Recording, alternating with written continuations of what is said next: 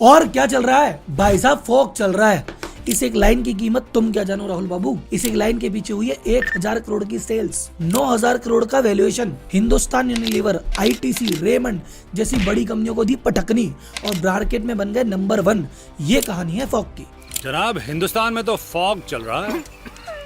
और सबसे गर्व की बात, ये कोई विदेशी एमएनसी कंपनी की कहानी नहीं है। यह है शुद्ध देसी भारतीय गुजराती बिजनेसमैन की कहानी, दर्शन पटेल की कहानी। ये वो आदमी है जो ब्रांड बनाना जिसके लिए बाएं हाथ का खेल है। मूव, क्रैक, इजगार्ड, रिंगार्ड, डीकॉल टोटल, डर्मीकूल सब बना चुके हैं भाई साहब ये। तो हमारी जो इंडियन बिजनेस हीरो की सीरीज चल रही है, जिसमें हमने Balaji wafer, Sanjeev Juneja, doctor ortho, Kesh king, Zerodha सब कवर कर चुके हैं, उस कड़ी का लेटेस्ट वीडियो है। और आपको एक बात बताऊं, ये नॉर्मल वीडियो नहीं है। 2 साल के मार्केटिंग के एमबीए में जो नहीं सीखते ना, वो अगले 10 मिनट में सीखने वाले हो। तो वीडियो तो गलती से स्किप ही मत कर देना। तो जनता जनार्दन की जय बोल के करें वीडियो की शुरुआत।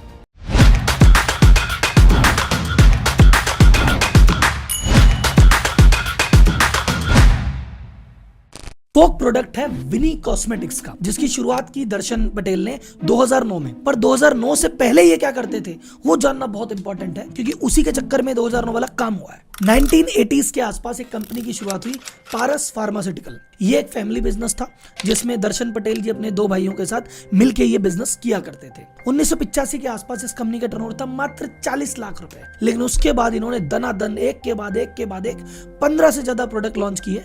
उनमें से कुछ टॉप प्रोडक्ट ये हैं: क्रैक, मूव, एजगार्ड, रिंगार्ड, डीकॉल टोटल, डर्मीकूल। इन सभी प्रोडक्ट को अगर आप गौर से देखो तो इसमें खास बात क्या है, ये कैटेगरी लीडर है। कैटेगरी लीडर मतलब ये ऐसा नहीं है कि इस तरह के 100 प्रोडक्ट ऑलरेडी थे, इन्होंने 101वां लॉन्च किया। नहीं, इन्होंने अपनी तरह का पहला ही प्रोडक्ट लॉन्च किया।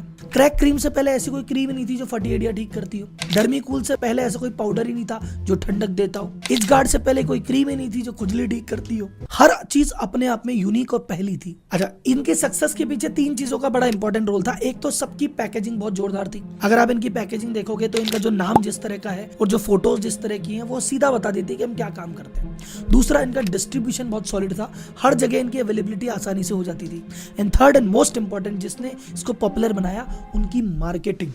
आप याद करो डर्मीकूल का एड देख के 1 मिनट में क्लियर हो जाता है ये प्रोडक्ट क्या करता है और तुरंत उपाय करता है। इजगार्ड का एड देख के आपको तुरंत क्लियर हो जाता है ये किस काम आती है। क्रैक क्रीम भी तुरंत एड क्लियर करती है।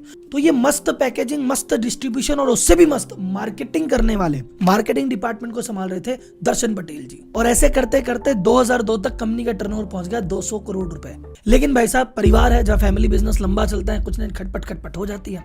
तो 2006 के आसपास दर्शन पटेल जी उस पारस फार्मास्यूटिकल से अलग हो गए। उन्होंने अपना 30% स्टेक जो था वो बेच दिया $43 मिलियन, जो उस हिसाब के लगभग हो गए 200 करोड़ के आसपास। अच्छा, इनके जाने के बाद वो कंपनी ज्यादा लंबी चली भी नहीं। पारस फार्मा को खरीद लिया रैकेट बेनकाइजर ने और उसके कुछ पोर्टफोलियो को खरीद लिया मैरिको ने। तो रैकेट बेनकाइजर कंपनी के पास इनका मूव, क्रैक, डीकॉल टोटल इनके पास रह गया। और रैकेट बेनकाइजर से मैरिको जो पैराशूट बनाती है उसने खरीद लिया सेटवेट, लिवॉन और जेटेक को। तो ये तो था हमारे दर्शन पटेल जी का पास्ट।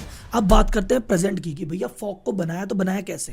देखो, 2006 में आपके पास अगर 200 करोड़ रुपए हैं तो भैया आपकी जिंदगी सेट है, कुछ नया करने की जरूरत ही नहीं है। पर इनको किसी ने कहा, देख भाई तू खाली मत बैठ, तेरे को भगवान ने बहुत शानदार दिमाग दिया है, तू हर साल 2 साल में नया नया प्रोडक्ट लेके आता है, जनता की सेवा होती है, तू क्यों रुका हुआ है, कुछ तो कर। तो 2 साल के बाद इन्होंने रिसर्च करके 2009 में कंपनी डाली विनी कॉस्मेटिक और कहा इसमें कुछ लॉन्च करेंगे। कुछ क्या था, उसकी रिसर्च में इनको 2 साल और लगे। अब इन्होंने कहा कौन सा प्रोडक्ट लॉन्च करें। बोले फार्मा वाली बातें तो वहां छोड़ देते हैं, कुछ नया हटके लॉन्च करते हैं। तो हटके क्या लॉन्च किया जाए, तो इन्होंने कहा यार देखो एक काम करते हैं, आज की रेट में ये इत्र का परफ्यूम का धंधा बहुत चल रहा है, 2000 के आसपास से बहुत उठने लगा था, यूथ यही ज्यादा काम में लेता था। तो उन्होंने कहा चलो क्यों ना इस मार्केट में घुसे। पर इस मार्केट में ऑलरेडी लीडर बैठे हुए। हिंदुस्तान यूनिलीवर लेके बैठा था एक्स, रेमंड का आता था पार्क एवेन्यू, उसके बाद आईटीसी लेके बैठा था इंगेज। तो बड़े बड़े हाथी, बड़े बड़े ब्रांड लेके बैठे हैं।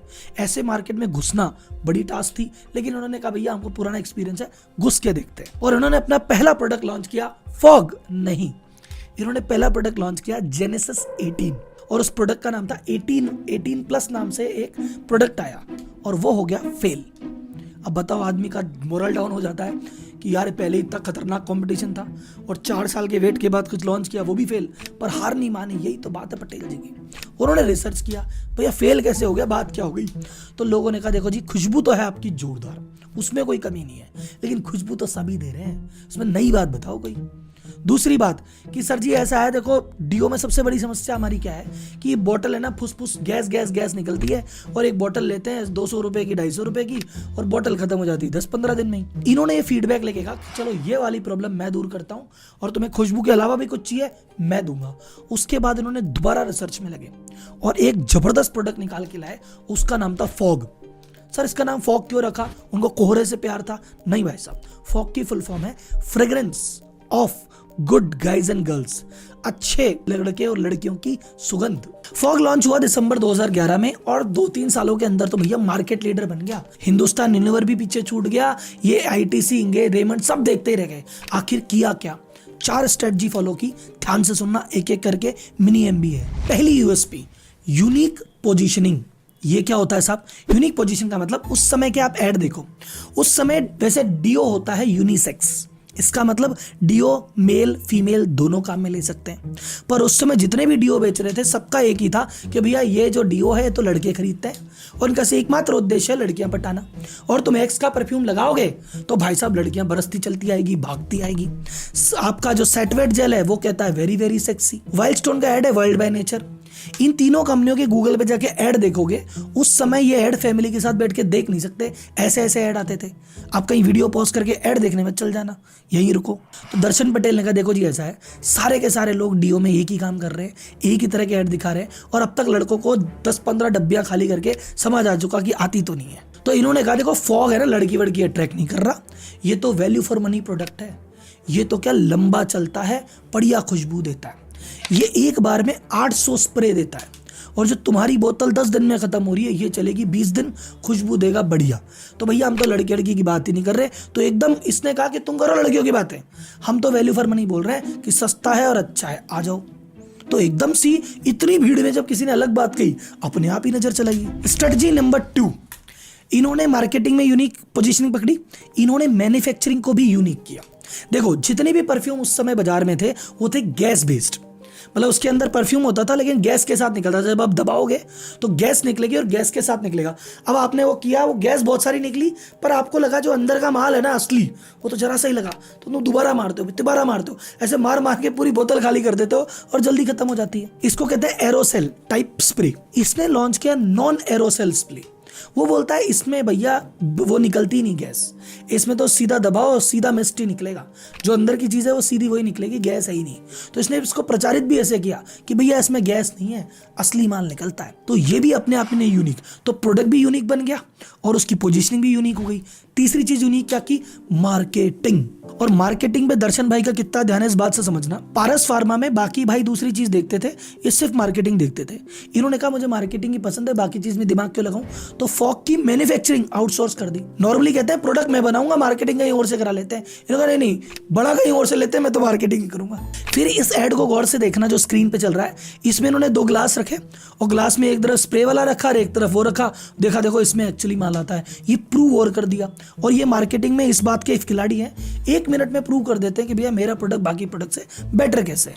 उसके बाद इन्होंने HUL जो एडवर्टाइजिंग के लिए जाना जाता है कि बहुत पैसे खर्च करता है, उससे भी 20% ज्यादा एडवर्टाइजिंग में पैसा डाला, क्योंकि इनको पता था एडवर्टाइजिंग तो इन्वेस्टमेंट है, कहीं ना कहीं वापस आएगा। और ये जब मार्केट सर्वे करने गए फॉग के लॉन्च होने के बाद, तो बाजार में गए कि भैया आजकल क्या चल रहा है, तो बोले भाई साहब आजकल तो आपका फॉग ही चल रहा है।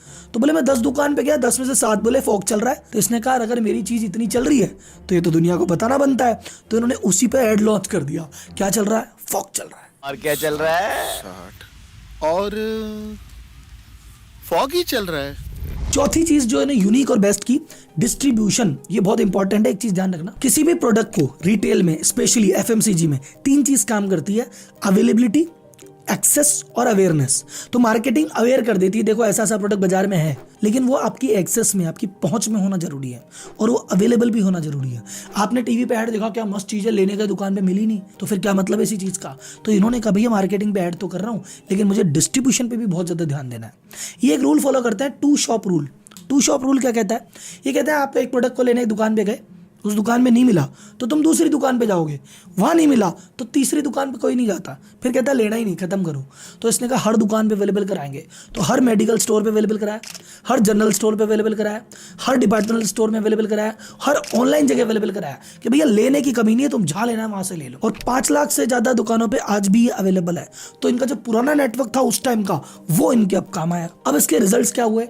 HUL का X जो मार्केट लीडर था उसको गिरा के ये पहुंच गया नंबर 1 20% मार्केट शेयर के साथ, यानी बिकने वाला हर 5वां डीओ इन्हीं का होता था। इनकी सेल्स 1000 करोड़ से ज्यादा हो चुकी है। पिछले 2020-21 का डेटा है जिसमें 1097 करोड़ के आसपास सेल थी, लेटेस्ट डेटा अवेलेबल नहीं है। लेकिन इनकी कंपनी की वैल्यूएशन है 9000 करोड़, क्योंकि एक कंपनी है KKR PE फर्म है, उसने इनकी कंपनी में 54% स्टेक लिया है 750 मिलियन के आसपास। इनकी टोटल वैल्यूएशन है 1.1 बिलियन यानी 9000 करोड़। तो इस पूरी केस स्टडी से लर्निंग क्या है? वैसे तो आप समझ गए होंगे, लेकिन फिर भी आपके लिए पॉइंटर्स में। पहली बात, प्रोडक्ट आपका यूनिक होना चाहिए। बाजार में 100 प्रोडक्ट चल रहे हैं, तुम 101 का लॉन्च करोगे, कोई नोटिस नहीं करेगा, सारा मेहनत वेस्ट है। तुम्हारा प्रोडक्ट होना चाहिए डिफरेंट। तो चाहे प्रोडक्ट की फीचर में डिफरेंट हो, मैन्युफैक्चरिंग में डिफरेंट हो, मार्केटिंग में डिफरेंट हो, पोजीशनिंग में डिफरेंट हो, कहीं भी होना चाहिए। तीसरा, फोकस ऑन मार्केटिंग। दिखता है तो बिकता है।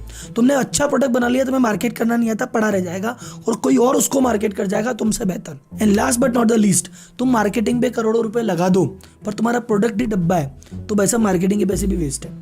तो मार्केटिंग से प्रोडक्ट एक बार बिकता है, प्रोडक्ट अच्छा होगा तो बार बार बिकेगा। तो प्रोडक्ट का बेस्ट होना बहुत ज्यादा जरूरी है। तो आज की केस स्टडी से ये थी मेरी 3 लर्निंग। इसके अलावा आपने और क्या क्या सीखा मुझे कमेंट बॉक्स में बताना। और कौन सा ऐसा बिजनेसमैन है जिसके बारे में और जानना चाहते हो तो मैं इंडियन लोकल हीरो सीरीज में एक वीडियो और लेके आएंगे। वीडियो को दबा के शेयर करना। ये वीडियो दर्शन पटेल जी तक पहुंचनी चाहिए और उनका फोन आना चाहिए आपके भाई के पास, ठीक है।